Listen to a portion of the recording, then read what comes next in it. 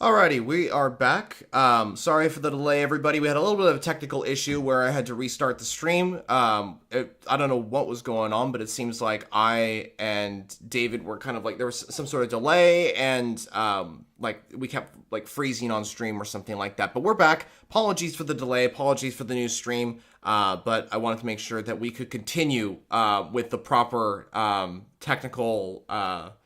Reinforcement, I guess that's the right word. But just sorry about that again. But anyway, let's move on with where we were. So Wait, just let people join. I think oh, that's that true. would be We'll wait people join. That's a good thought to think of, David. Thank you everybody for switching over back to the live stream. We will get going with our predictions. Thank you, David, for pointing out that in just a moment. We're just going to let for a few more people to join into the stream as this is just starting back once again. And then we'll get going with this. But yeah, again, sorry for the technical issues, viewers. We had to restart the stream due to some sort of lag, some sort of freezing, and some sort of delay or something like that. Tech issues, I know, it sucks. Everyone's got them at some point, so it doesn't really matter. But we will continue on. Once we get everybody, we'll just be waiting for me to find something in the States at some point. Then no problems ever again. David will be able to join me for sure in the room. In the room, that could be amazing, honestly. But, one day, one day, the same day that Lance Stroll wins the F1 World Championship, probably. That's a bold prediction, but it's definitely. It's definitely true. We'll see. We'll see how that goes. Anywho, I'm just waiting for a few more people to join, and then we'll continue where we were. Before all the technical issues, we were going over the predictions. David had just given his prediction for the LMGT3 grid. And then after I give mine, we will head into our Hypercar predictions and continue on with the WEC Fuji race preview live stream. Once more folks join in, I'm just kind of waiting for a few more folks to join in from our previous stream since we had all those technical issues and people are rejoining. Let's see how many people we got so far. Fair amount. If I can, let's see here. I have a few comments already coming in, so while we're waiting for a few more folks to join, I'll quickly bring these up.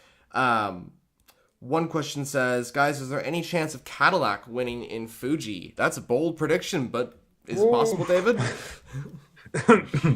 I mean, with Cadillac's luck so far this year in WEC, it's a really bold prediction. Agreed. Something that I could expect from you, Jonah. No, well, it is of course possible, but I see other favorites instead. Like a good result is probably a fifth or fourth place for Cadillac this year. But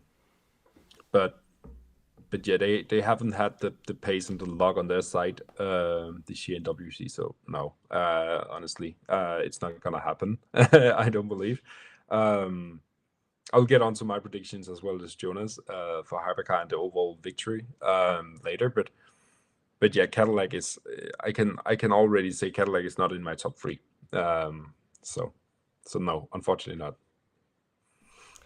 Yeah, I have to agree with you, David. Even though I'd love to see the Cadillac branding on top at Fuji, this is a track that Chip Ganassi Racing doesn't have a lot of experience at. You know, a track like Coda, I think, is something that they have a little bit more experience at. Same with Le Mans, but Fuji just wasn't their time. But we'll see how that goes. Anywho, we got a few more people joining in. We got over 20 folks that just joined in, which is great to see. And that number will continue to go up. So I guess we'll continue on with our predictions.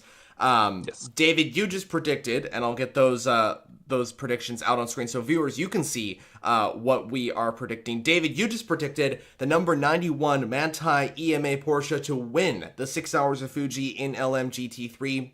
You also put the number 88 Ford Mustang in second, and the number 92 Manthey Pure Racing Porsche in third. How do you feel about that prediction for LMGT3?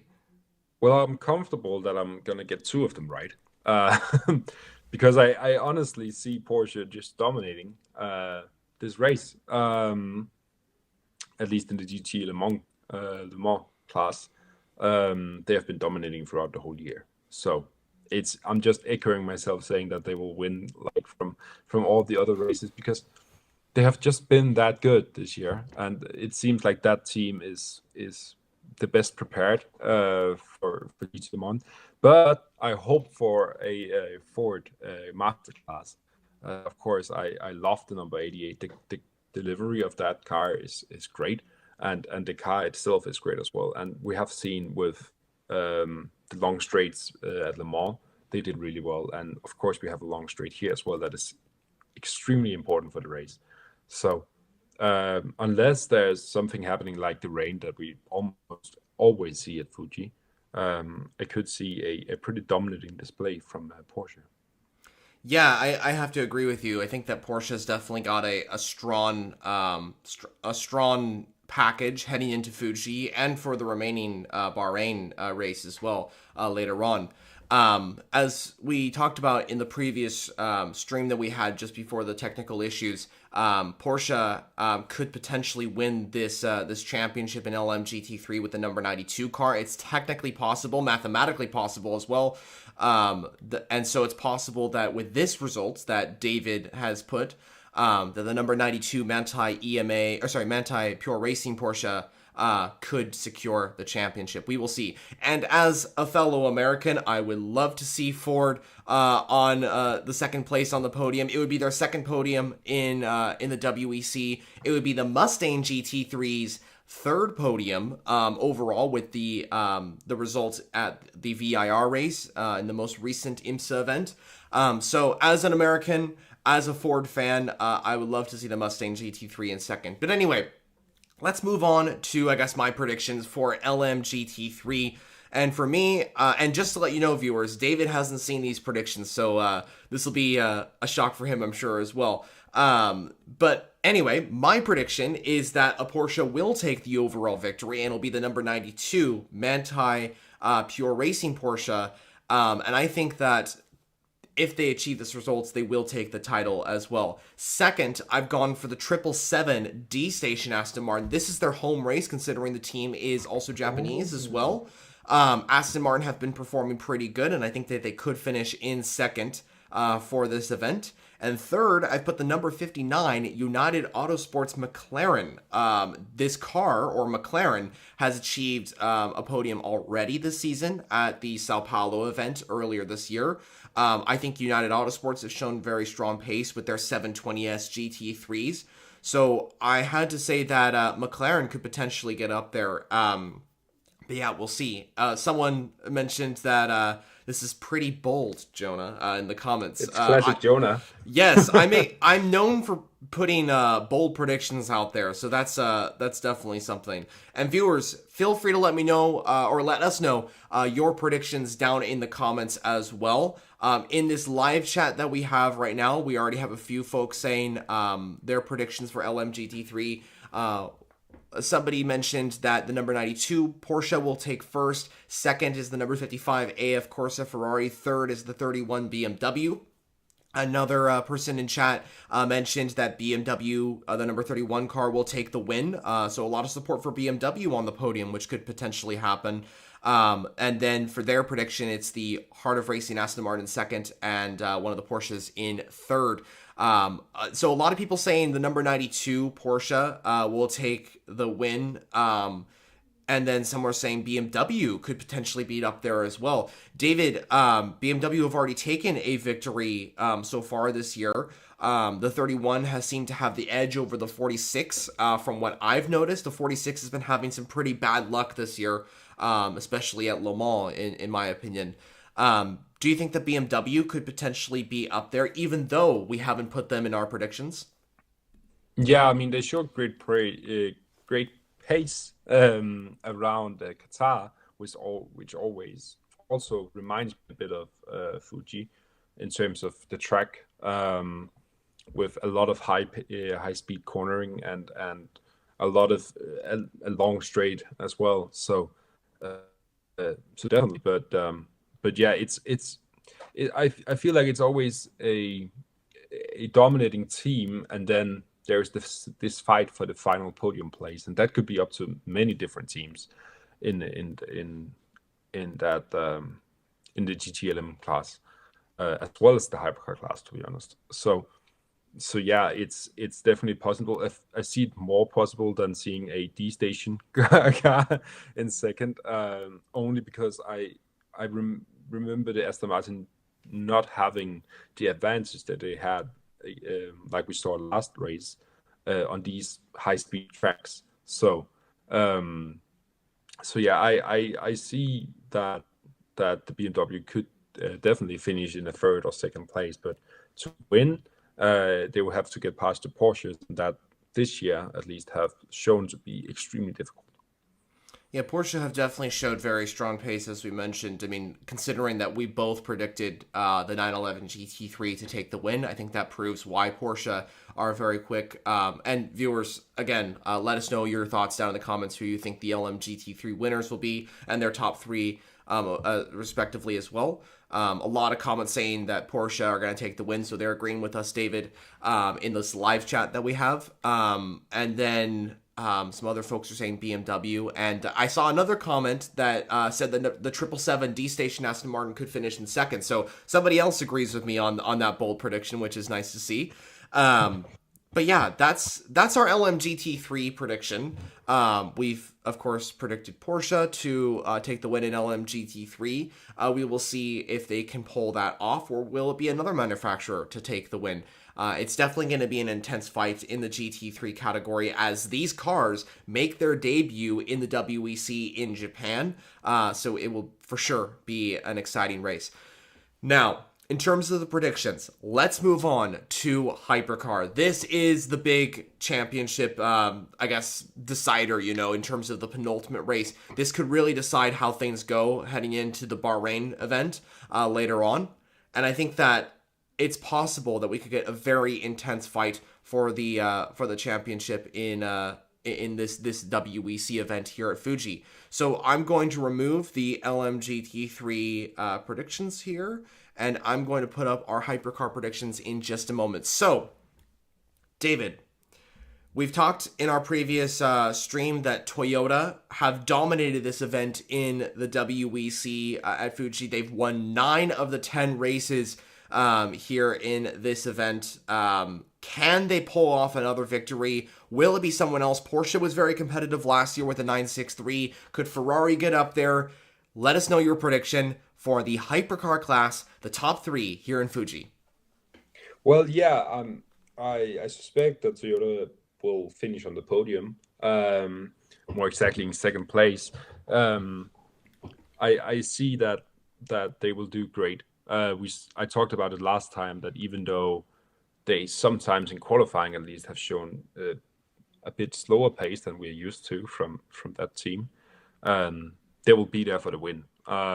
So yeah, I see them finishing second, just behind the Porsche Penske number 5. I see Porsche winning again here at Fuji. They show great pace, as you said earlier. And I see it's a car that they have developed in the right direction, clearly, because they have shown so much more pace throughout the whole season this year. And just getting back to another point that I made, that it reminds me a bit of Qatar, this track, and they were dominating that race.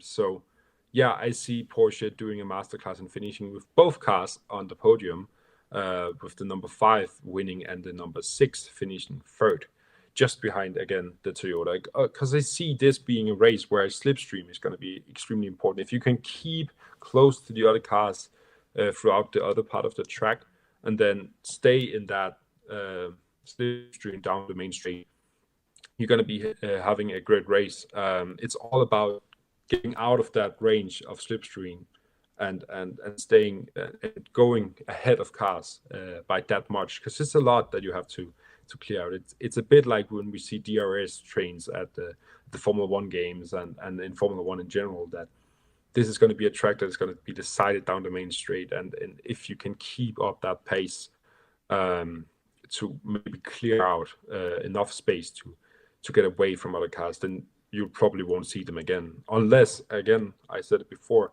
rain.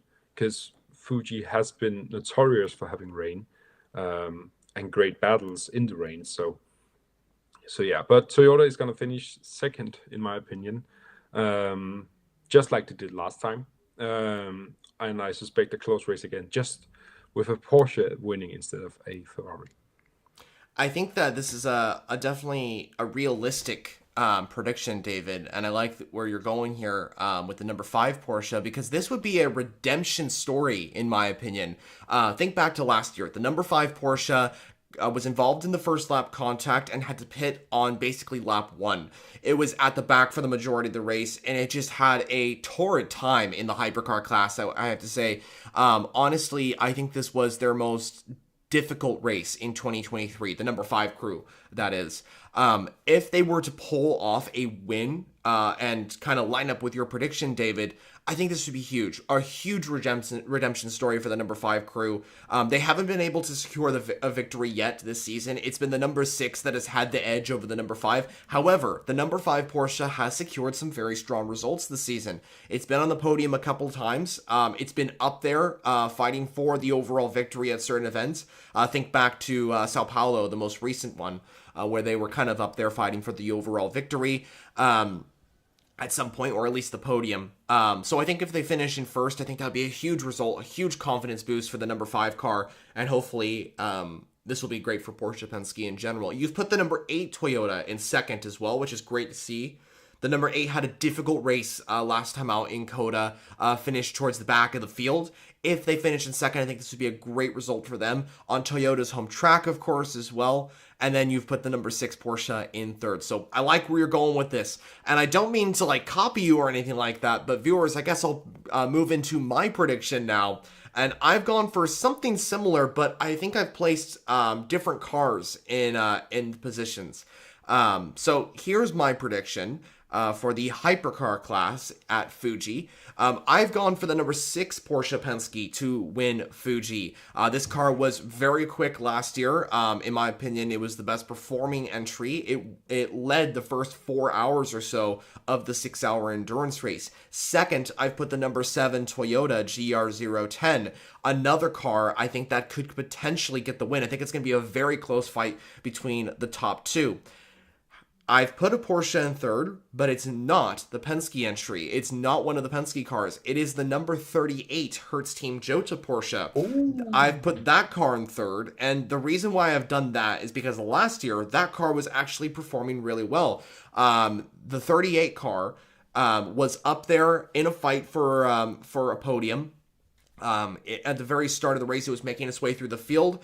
It had some issues later on, and I think there was a penalty that was involved. But yeah, I think that they could have some good luck here. The 38 car has had a pretty difficult run this year. It's been the number 12 Hertz Team Jota Porsche that has had the advantage after it got the win at Spa and a podium in Qatar.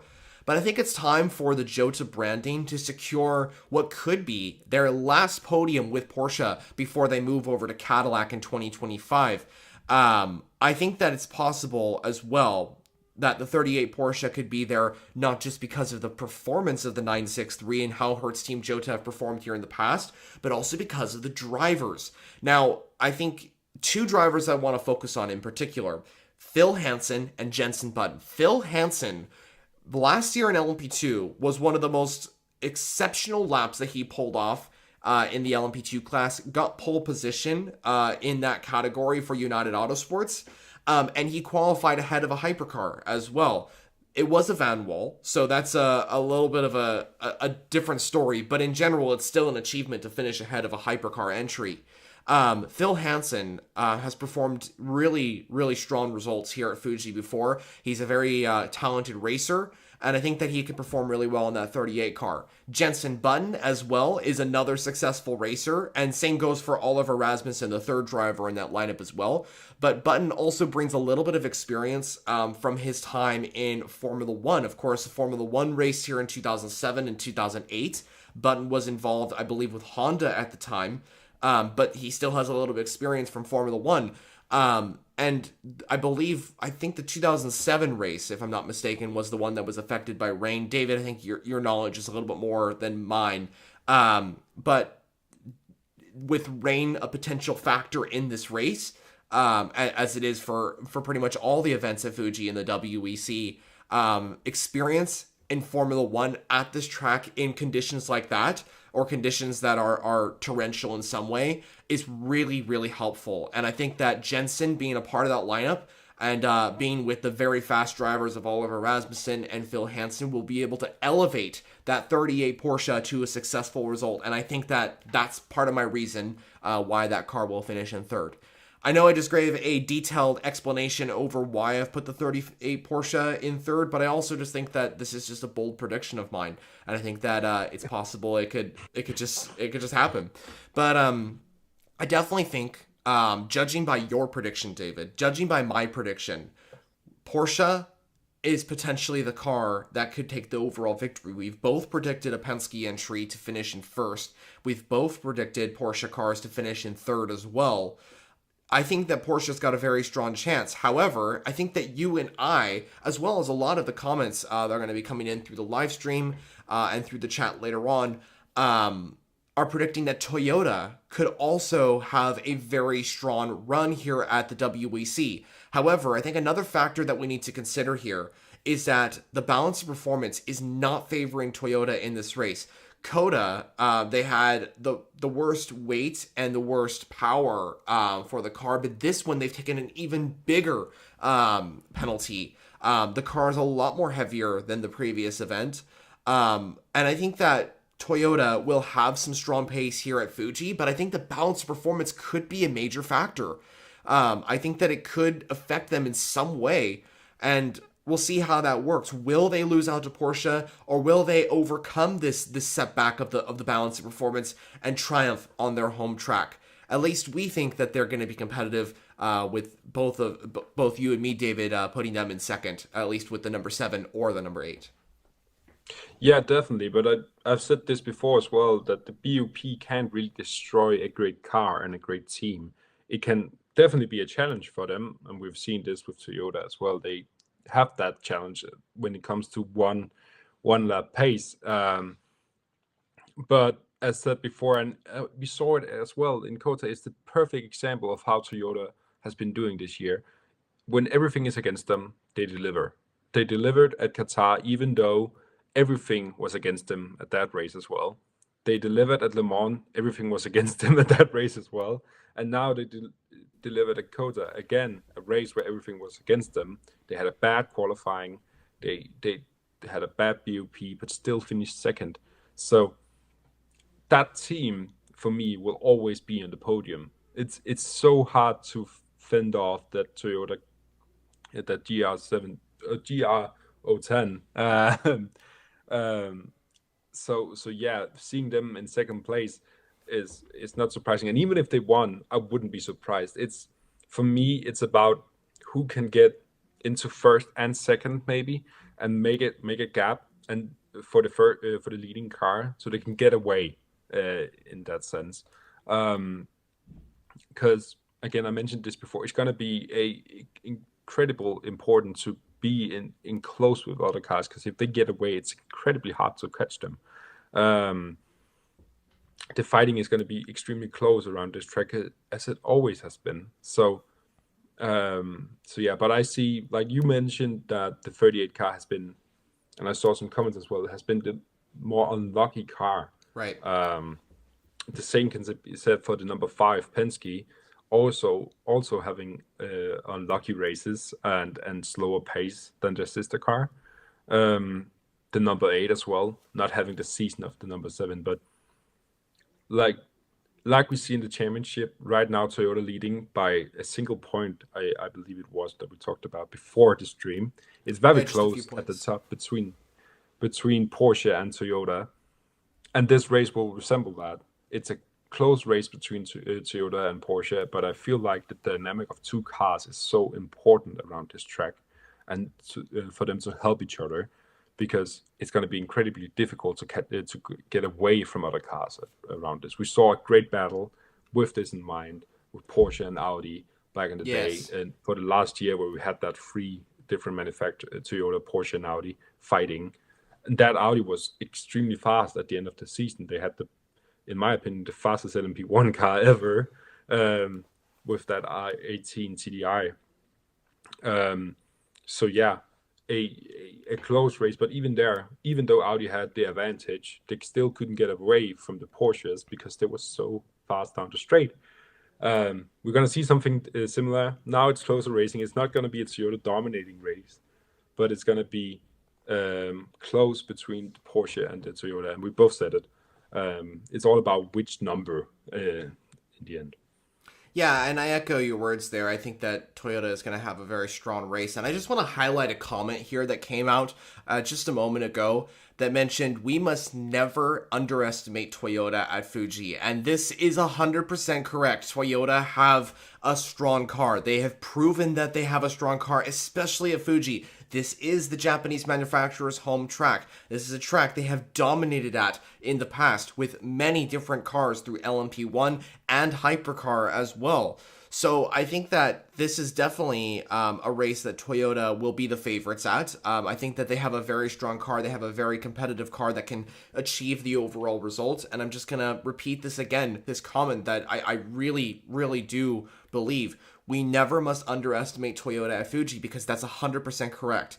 I mean, look at the results. 9 overall victories out of 10 races. The only other win went to Porsche in 2015 with the 919. So I think it honestly could go the way of Toyota in 2024. And if they achieve the victory, fair play. They have pulled off an incredible result. Toyota Gazoo Racing is one of the most successful and one of the most high performance teams out there in the WEC right now. So yeah, it's definitely going to be a close fight though, between Toyota, Porsche, potentially Ferrari getting in the mix, and others as well. I overheard that Peugeot could potentially have a stronger car here at Fuji. They had a pretty competitive car in 2022, but this is a very different car than the last 2 years of their competition at Fuji as well. And before we move on as well, I want to point out something.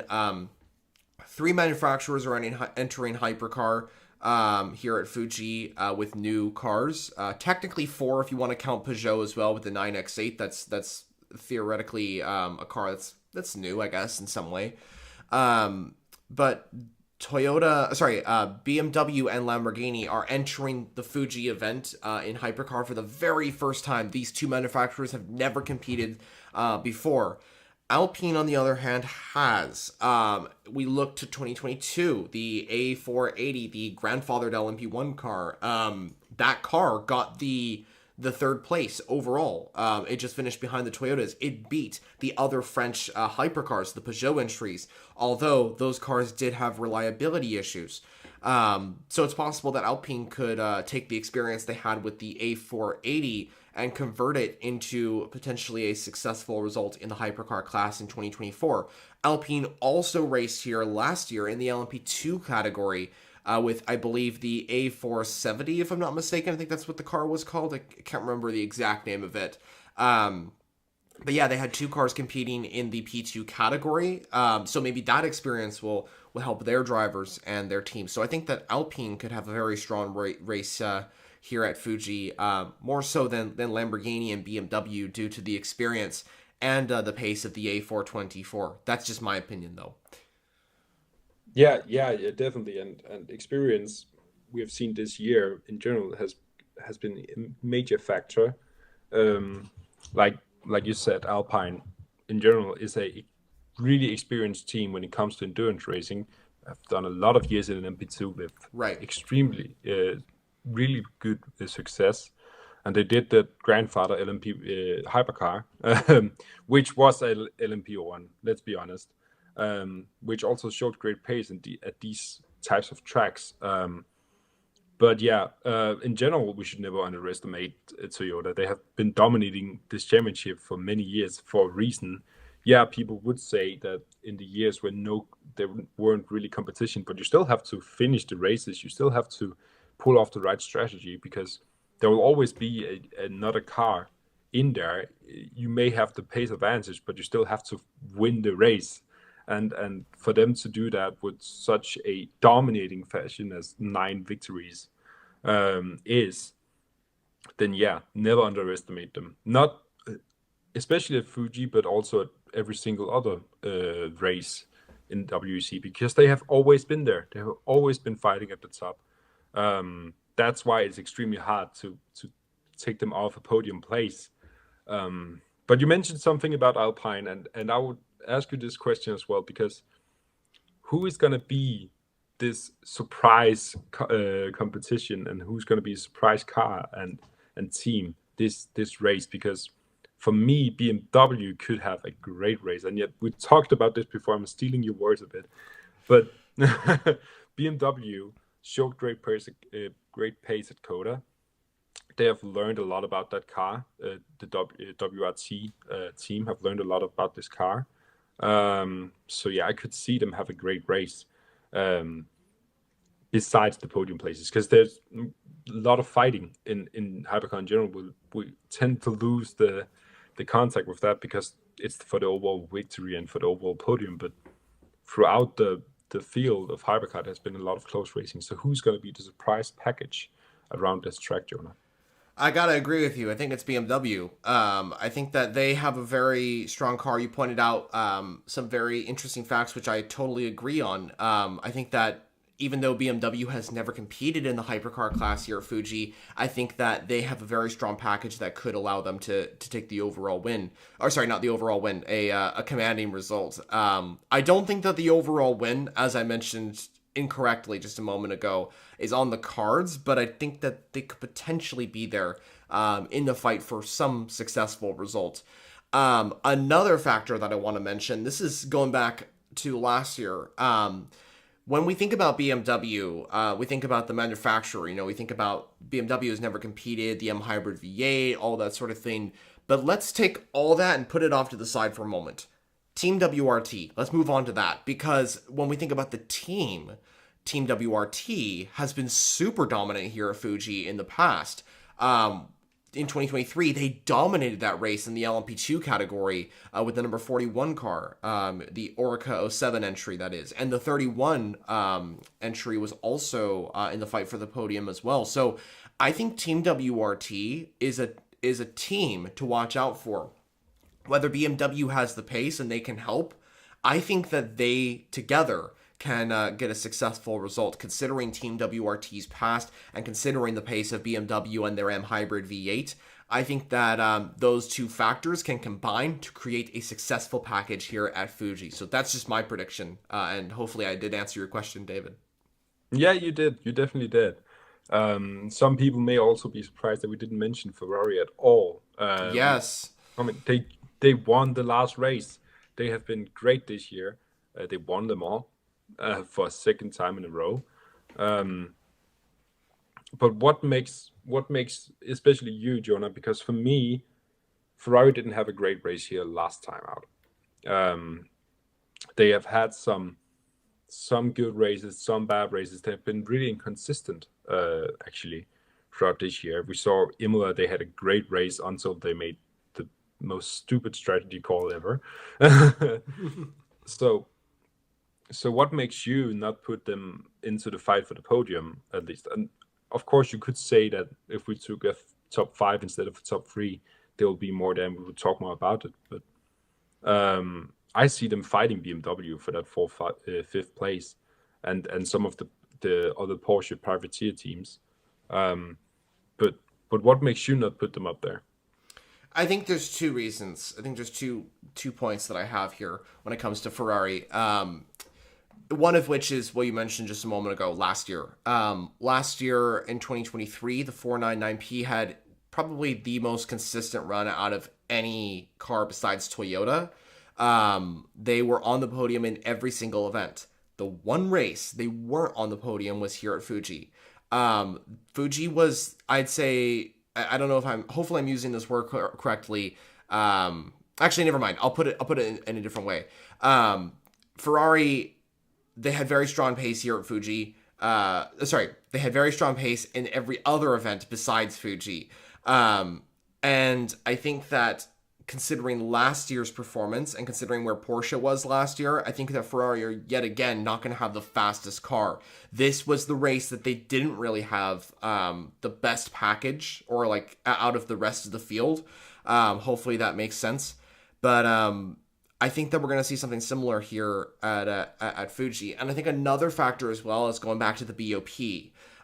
David, you mentioned just a little bit ago that Fuji has one of the longest straights in the WEC. It's got a very long straight that heads down to turn 1, and having speed is going to be very, very impactful on that straight, and overtaking is going to be very good as well. If Ferrari have a difficult qualifying result, then the race is it's going to be down to strategy, because overtaking could be a little bit more difficult for them because of that straight. They're going to have to go for moves in like the corners and stuff like that, like potentially into the hairpin of turn 6. And the reason why I say that is because of going back to the BoP.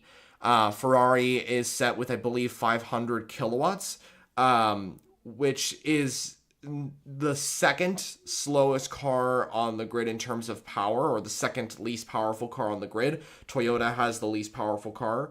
And as we know, having a good amount of speed down the straight line is definitely beneficial. So we'll see how that goes, but I think that the BoP could affect them in just a little bit of ways, and we're not going to really notice it too much. Like, we're not going to say like, oh, that's because of the BoP, or oh, that's the BoP doing this and such and so. I think it's more of just a factor to remember that Ferrari has a little bit of a lacking of power.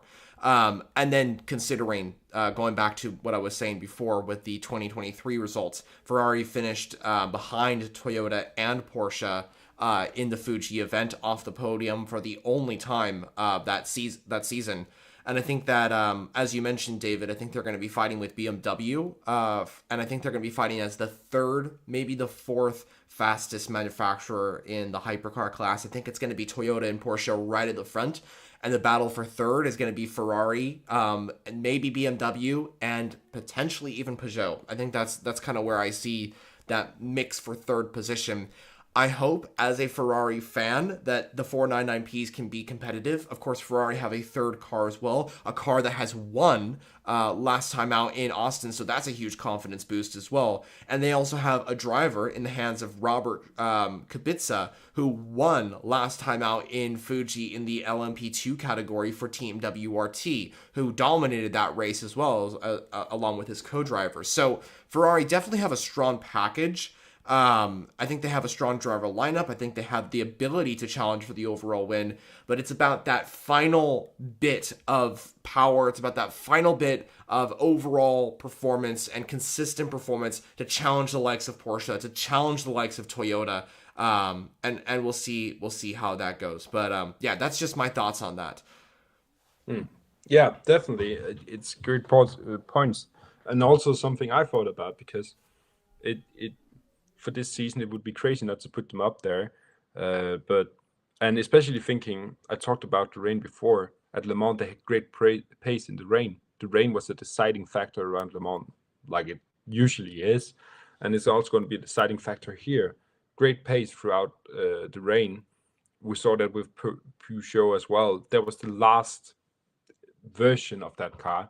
Of course, they put the rear wing on the car, and ever since, the results hasn't really been there.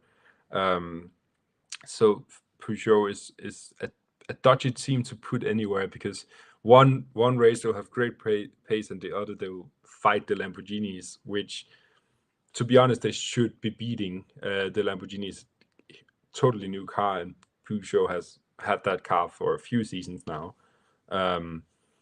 But yeah, I echo your words. I just want to say as well, BoP, I mentioned this before with Toyota, but in general, I think that BoP is something that we're really good at talking about in the endurance racing community, because it's the easy reasoning behind bad results or great results, that, oh, they won and had a great race because of BoP. Not really, because if you look at the straight facts, Ferrari had bad BoP. At races where they won. Toyota has bad BoP at races where they win. Porsche as well. It's great cars. it doesn't matter really. It's something that the drivers and the teams will comment about and say, oh, we really had a bad BOP, so that's why we didn't have the pace. Yeah, but maybe also because of the track, because of the car, but they can't talk about that. They can't go out and say, we have problems with our car and this and this and that. No, they can say that the BOP sucks for this race. Of course, it's a factor that makes it closer, but it doesn't decide the race. That comes down to the car, the drivers, and the teams. And that's, for me, also the reason why Toyota is great, even though BOP has hit them a bunch of times, because they always finish in good positions, that the BOP will always get worse for them.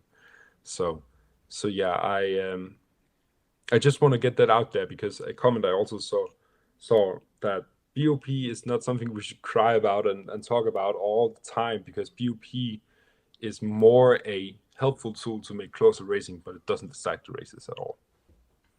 Yeah, I echo your words, and I definitely agree. So it's definitely, I think BOP is a factor, but it's not like the deciding factor. That's how I would kind of put it. So yeah, it's definitely something to keep an eye on. That's what I would say. But yeah, Fuji, expected to be another exciting race in the WEC. We're back in Japan, a wonderful, wonderful country, a wonderful, wonderful circuit, a track that we have raced on so many times. I absolutely love when the WEC goes to Japan for endurance racing. I love seeing the crowd. Everyone's so nice. It's one of the coolest races of the year. I have to say that. So I guess, this is kind of, we're getting towards the end of our pre-race details. There will be a race preview video format coming later on the channel, hopefully tomorrow and Thursday. So that'll be cool as well.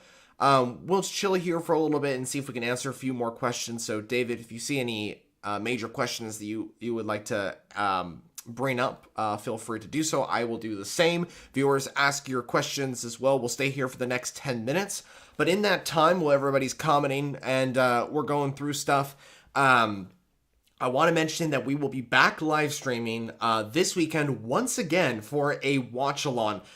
These watch-alongs have been super successful. David, you and me, we did a watch-along for Le Mans, which got over 10,000 views, which was great to see. Crazy. Absolutely, for sure. And then we did one recently for Coda as well, for the Lone Star Le Mans. That was also super successful. We had over 130 viewers at one point. Which was awesome to see. Got many thousands of views, which was another successful stream. They have proven to be successful, and I know that a lot of folks here on the live streams here in the endurance racing community enjoy those. Of course, I can't stream the full video of the stream. Don't want to get any copyright issues. I have to respect the WEC, of course. But we'll be back for a live stream on Sunday. The race is September 15th. On local time for Japan. The race starts at 11 a.m. local time. However, we're going to have a little bit of a... Yeah, it's a little bit difficult because, and this is something I'll mention as well, David might not be able to join us for the watch-along because it is going to be 4 or something like that in the morning, which is something that is just wow, that's really, really early. But viewers, definitely check your times for the race. This is something I really urge people to do. I'm going to be doing the same. Make sure that you have everything right, because the thing with a race like in Fuji, for folks that are maybe in the US or folks that are over in UK, or maybe folks over in Italy, folks over in Bahrain or whatever, Denmark. Yeah, exactly. For folks across the world, it can kind of be, the time zones are very different. For example, I'm just going to point this out here. I'm over in California. I'm in the United States of America. And so, the race is actually going to be taking place on the 14th of September for me. I'll be live streaming at 7 o'clock my time in the night. And so it's a different schedule for me. But I just wanted to point out that this is something that you should definitely take a look more so than other events, just because of the time difference and because of the changes. And that goes for for everybody across the world. Same thing, like, for example, if you're in Japan and you're watching races like maybe in the US, the time zone is going to be very different. So this is something we have to battle, of course. It's something that is a factor. So I just encourage folks to just take an extra look at everything and make sure that things start at the time you think they are starting. And I'll put a post about this on YouTube and on social medias through Instagram and Twitter, or X as it's called now, about the times and where to watch and all those sort of facts. Anyway, though, I think we just lost David for a moment. Let me give him back real quickly. Not sure how we did. One moment. Not sure how that happened. There we go. Hey, David, we got you back in. Sorry about that. Something happened where... it just cut out. Well, if everything's all good, we can continue on. Sorry, viewers, that David was just gone for a moment, but yeah, he's back. He's back. Okay. Yeah, but if you wanted to cut me out, then it's fine. No. Well, I wanted to talk about, I saw a comment earlier that a person was surprised that Hyundai was maybe joining WEC in 2026. Honestly, not. Hyundai has been pushing racing, especially in rally, if you follow that. They've been really, really pushing racing in their race program in general. So for them to join WEC at this peak in history, to be honest, with the hypercar class is not surprising. Also in IMSA, of course, they have a great interest in that as well. So I see Hyundai being up there, and not surprising to see them because they have been pushing racing in general and with great success. So seeing them in WEC is a logical next step. They have also talked about Formula One. I know that for a fact. So seeing them in WEC is not surprising if they join. Of course, we have a new team next year, which there's come some great news out about Aston Martin with Adrian Newey, of course, designing that car. And now also joining their Formula One program. So yeah, new cars almost every year, I feel like, so far for the WEC at least. So yeah, Hyundai, not surprising that they want to join. Yeah, I agree. I think that it's not surprising. You look over at Hyundai's performance also in IMSA. They're also competing in the Michelin Pilot Challenge over there. And I think that they are expanding their motorsport reach. And I think that going into the WEC, going into IMSA through the Hypercar and GTP categories would be very beneficial. It's looking very likely that we could have an imminent announcement from the Korean manufacturer. So we'll definitely see if they say anything. I think that it's definitely possible that that Hyundai could join. And we'll see how that goes. I'm just reading through comments, and viewers, keep sending in your comments as well for questions. If you have anything to say, definitely send them in. It would be great. But I did see a comment earlier about Silverstone. This was a question, and I'll read it real quickly. There are rumors about WEC returning to Silverstone for the 2025 season. Have you heard anything? You normally have better contacts and a lot more reliable information. Thank you. I appreciate that. I think that I try my best. I try my best to get the reliable information out there, but I mean, I don't know. I try my best. But I don't think it will be happening for 2025 as the calendar has already been confirmed. We have a set date for everything. It's possible that Silverstone could return in the future, but I haven't really heard a huge amount of information about what is going on for Silverstone in terms of like if the WEC is going to be returning. I overheard that it wasn't going to be happening at all. Then soon after, it was announced in the rumors, I guess, that the Silverstone circuit was potentially looking for a return to the WEC. Of course, it'd be great for a WEC race to come to Britain. I think it'd be great. It'd gather a lot more attention from the community over in the UK, and I think they'd be great. I think it'd be absolutely great. It's just a matter of it actually happening. Honestly, right now, for me, I don't see it happening for the next few years. I think it could potentially happen for maybe 2027 or 2028. But if you look at the WEC calendar right now, it doesn't seem like there's going to be any change when it comes down to the major tracks on that calendar. The only change I could see is that Lone Star Le Mans might be axed and another US event could replace it. I overheard that for 2026 they could potentially move to a new track. I've overheard that we could be moving over to the Indianapolis Motor Speedway where IMSA races, and of course the famous and successful Indy 500 takes place as well. So it would be adding on to another race, not replacing one on the calendar, in my opinion. But adding on is something that I don't think it's going to be happening very soon. If anything, to be 2027. That's my guess. Maybe 2026, but that's the earliest I could say. There's also tracks like Kyalami that are looking for a return to the WEC, or sorry, they're looking for a potential date in the WEC. Kyalami was originally on the calendar a few years back. The event eventually got canceled though. But yeah, as of right now, I don't see it happening, at least for the next 2 years. Maybe later down the line, but not something that's going to be happening very, very soon. No, just to comment on that, Jonah. Yeah. Silverstone fulfills the requirements for the WEC in terms of pit lane and track length. But of course, we saw Silverstone back in the day being the first race of the season. And as WEC also has mentioned beforehand, that they don't want to expand the calendar too much. This is because of travel costs a lot of the time. And it's something that we see in Formula One, where it's only 20 cars.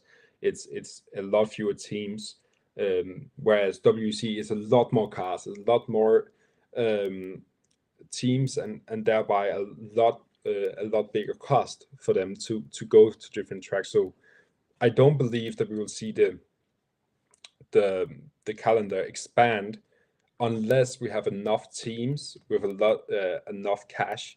And for the success of WEC to expand as well. I think that goes hand in hand. Of course, we've talked about this before, where they have put a limit to teams, that Mercedes wanted to join the GT3 or the GLM, and Audi as well talked about it, wanting to join, of course, before they decided on Formula One instead. But they have been denied because of the limit to cars. Also, reasoning behind LMP2 being cut is that there wouldn't be enough garages and spots in the pit lane for them to be there. So simply put, I don't see another track being added or another race being added in that way, unless we get enough teams or we get a different structure for the WEC or enough popularity. If people want to see it, and thereby more money comes into WEC, they can push that travel costs down, or they could push that bill a bit down, because the more money, the more races, and the more interactions, the more races. We see that with Formula One that's booming right now, and thereby a lot more races to that calendar. So yeah, Silverstone would be not replacing any of the tracks right now, because we have a lot of races in Europe, and now we expanded to Brazil. Great news, yeah. And it's a world championship, so putting more races in Europe is not something that I think WEC has on their mind. I think they will be expanding to different continents instead, if anything. But yeah, Silverstone is a great track, but I don't see it joining the grid right now. I completely agree. Yeah, I completely agree. I think that it's not possible for Silverstone to join the WEC calendar, at least for the next few years. Maybe later down the line, I don't know. But yeah, I don't know. It's not something that's going to be happening soon. So I think that's going to pretty much end our stream. Apologies for the technical issues that we've had, viewers. I don't know why they've been here. And there's been a few of them where we had to restart the stream, but it's all good. We're back. And we're streaming, of course. Speaking of more streaming, we will be back this weekend for a watch-along of the WEC event. I don't think, David, I don't think you're going to be joining us for that one, but that's okay. Very, very early for me. Yes, so. It's very, very early for David. So, and I think that's one of the reasons why, like, I couldn't stream, what was the race? Imola, I think it was Imola. I couldn't stream Imola because it was so early in the morning for me. So for stuff like that, it just doesn't really work. But yeah, anywho, we're going to be ending off our stream here. I'm not sure why there's technical issues. I heard that the chat was down for a second, but I think we're back. And now I'm frozen. Yeah, I think there's, for some reason, you're frozen as well. But anyway, it doesn't, oh, never mind, you're back. You're back now. But for some reason, yeah, there was some tech issues. Anyway, we'll be back this weekend for a watch-along. David and myself will be returning to live streaming as well, potentially the next week to cover what happened during Fuji. If not that, we will be going over the Indianapolis IMSA event as well. I think that will be that'll be really cool. So, anywho, by the way, go ahead quickly. We had a comment from Albert saying that we don't interact with chat a lot, and the whole reasoning behind that is these preview streams, we have a lot of information to give out about the race and the time zones and predictions and all that. When we do the watch-alongs, it's a bit easier because we have more time to chat. It's a bit more. We did it at Nürburgring where it worked really well. It's a bit more loose in a sense. So we try to do these chats at the end of the stream, but while we do the watch-alongs, it's a bit easier. There's not that much information after the start, at least. So it's a bit easier and a bit more chill there. This is more informative, and then we try to put these chat things where people can ask questions, and we'll try to answer them as best to the best of our ability. But yeah, it's we try to do more streams and try to do more of these watch-alongs, and in general do more of that stuff where we can chat a lot more because they are more chill. These watch-alongs and halfway points when we do 24-hour races, of course. So yeah, we'll try and we're doing our best, but it's difficult with all this information because it's a big race every single time is the WEC. So yeah, we'll do more streams, and we're glad that you like them and want more of us. That's always a good factor. So yeah, just thank you for watching and chatting with us. It's a highlight of my week when we do these streams and the races. So it makes them better and hopefully also better for you guys. Yeah, I think you said it well there, and it's also a highlight for me as well to do these live streams. I really appreciate all your support, viewers, and for David, for you coming on as well. And just to really chat on what you were mentioning there, David, real quickly, and this is something that I feel as well. We did interact with the chat the best we could. We did mention that we would put up, we'd ask for predictions. You know, that's what we try and do our best we can with the information that we have to bring to all the viewers. It's hard to have. It's hard to also interact, I guess, at the same time, but we do our best. We do the best we can, and I think that I think you all enjoy when we ask what your predictions are, because ultimately, for me, when I go on a live stream, just as a viewer, like all you are right now, I always love it when the people that I'm watching, in this case, it would be myself and David, say something about me. You know, I think that's really cool. You know, it's always really nice. And so I want to try and also do the same to you all you, because that's how I would want to be treated on a live stream. And so I think asking all of your predictions is a great way of doing so. And David, you mentioned as well, we'll be doing more interaction with fans and viewers and everybody here on the watch-alongs. That's something that we can do more, and same with the recaps. But with all the information that we bring into this through the preview, through the recaps, it's definitely difficult to also do multitask and do a second thing, which is interacting. But we do our best. We do the best we can. It's also just to start the community. Exactly. Yeah. We see this in the Discord chat. I mean, my notifications on my phone when there's a race or when we are about to do a stream or anything, it pops. Like the Discord is going crazy, and that's amazing to see that people love it so much that they want more of our personalities. Because honestly, when I texted Jonah back in the day on Instagram just to say, hey, we can do streams, it would be great. We just waffled along for about 2 hours, and after the streams we also just talk. So to see that the community is getting together, and also just this chat that there's so many comments and people want to see more and have more and more and more. It's great. It's really, really great. And for us, you mentioned before, 10,000 views on the Le Mans stream. I was blown away. I was hyped for weeks. So yeah, I'm just loving this and loving the viewers, because you are so interactive. That's something that WEC brings. It's the community. It's really, really great. Yeah, I absolutely agree. And as you mentioned, David, we will continue to live stream throughout the year and into next, and from then on.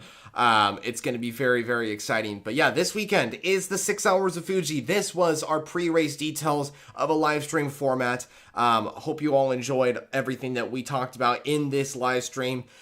We will be back for a watch-along, like I mentioned earlier on. And then David and myself will return together to do recaps of what's going on for Fuji potentially, and for the IMSA race that's coming up in Indianapolis. That's going to be exciting as well. Maybe we can do another one of these previews for sure. But again, thank you so much for your support as always. The channel is absolutely going on fire right now in terms of just the support. We are over 29,000 subscribers, which is great to see. Almost to 30K, which is just unbelievable. Let's push it to 30K.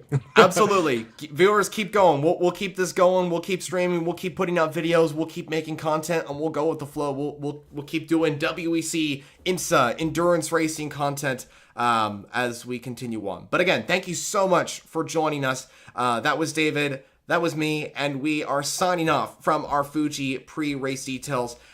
Enjoy the rest of the weekend. Enjoy the race on September 15th. It's going to be on the WEC official app. If you're over in the United States of America, though, it's going to be on the Max streaming service. Race is going to be live at 11 a.m. local time.